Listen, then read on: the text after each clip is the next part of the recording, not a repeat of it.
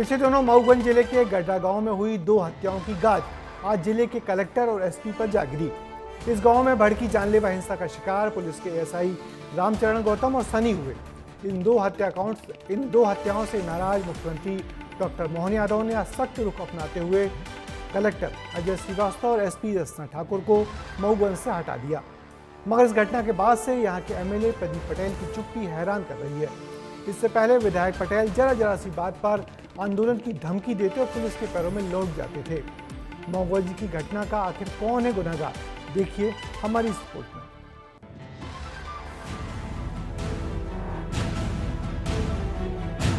इसने भी बहुत समझाया, एसडीओपी आई, उस दौरान इन्होंने पथराव चालू कर दिया। मऊगंज की घटना हमारे लिए दुखद रही। मध्य प्रदेश जंगल राज है, रोज लोग शहीद हो रहे हैं, लगातार मध्य प्रदेश की स्थिति बद से बदतर हो रही है। दोषियों को छोड़ा नहीं जाएगा।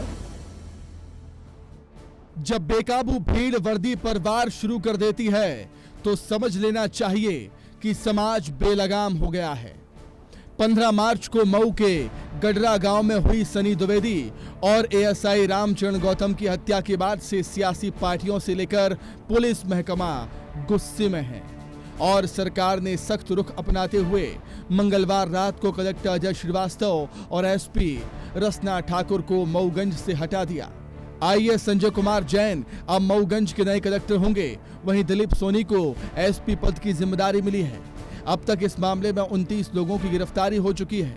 हिंसा में शामिल बाकी लोगों की तलाश जारी है और सीएम ने सख्त निर्देश दिए हैं कि ऐसी घटना दोबारा नहीं होनी चाहिए। सीएम से लेकर डीजीपी ने एक्शन की बात कही।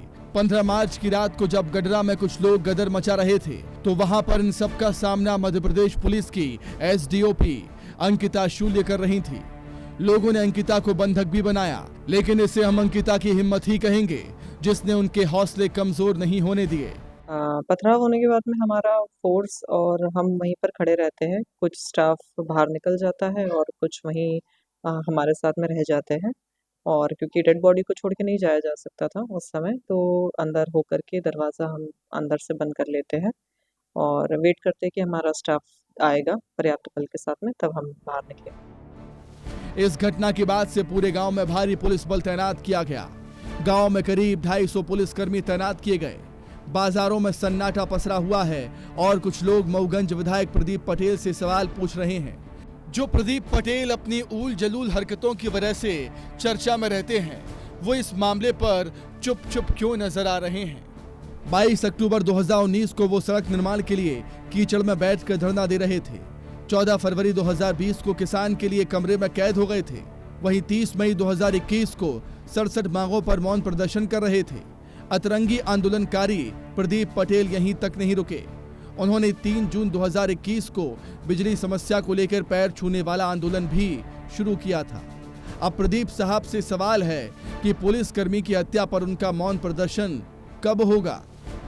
मऊगंज में खाकी पर हुए हमले में अब सियासी मतभेद भी शुरू हो गया है। जीतू पटवारी कहते हैं कि कानून व्यवस्था चरमराई हुई है, वहीं सरकार अभी भी आरोपियों को सजा देने की बात कह रही है। मऊगंज में आदिवासियों पे पुलिस ने इतना अत्याचार किया कि पराकाष्ठा हो गई। आदिवासियों ने थाने पे हमला कर दिया। एक की लगातार पुलिस की पिटाई के जितने मामले मध्य प्रदेश के हैं, देश और दुनिया के कहीं नहीं। मतलब कोलैप्स हो गया यहाँ का कानून व्यवस्था, पुलिस का डर समाप्त हो गया।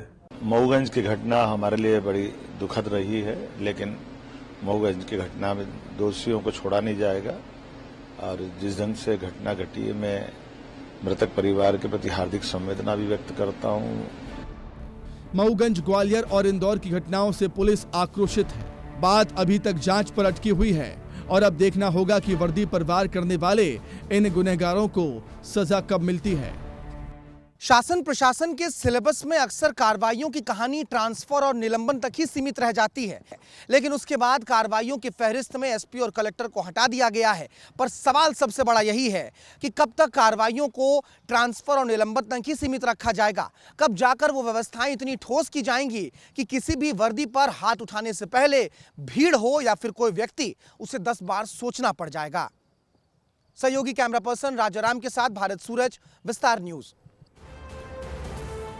मऊगंज जैसे छोटे छोटे जिलों में होने वाले ये हत्याकांड बताते हैं कि जिले में सुलगते मसलों से प्रशासन किस कदर बेपरवाह होता है। यहाँ भी प्रशासन पहले ही सचेत हो जाता तो 2 लोगों की जान नहीं जाती। मऊगंज सरी की घटनाएं हमारे शांत प्रदेश की छवि पर भी बुरा असर डालती हैं। ऐसी घटनाएं दोबारा ना हो, इसका बहुत ख्याल जिला प्रशासन और इलाके के जनप्रतिनिधि को रखना चाहिए।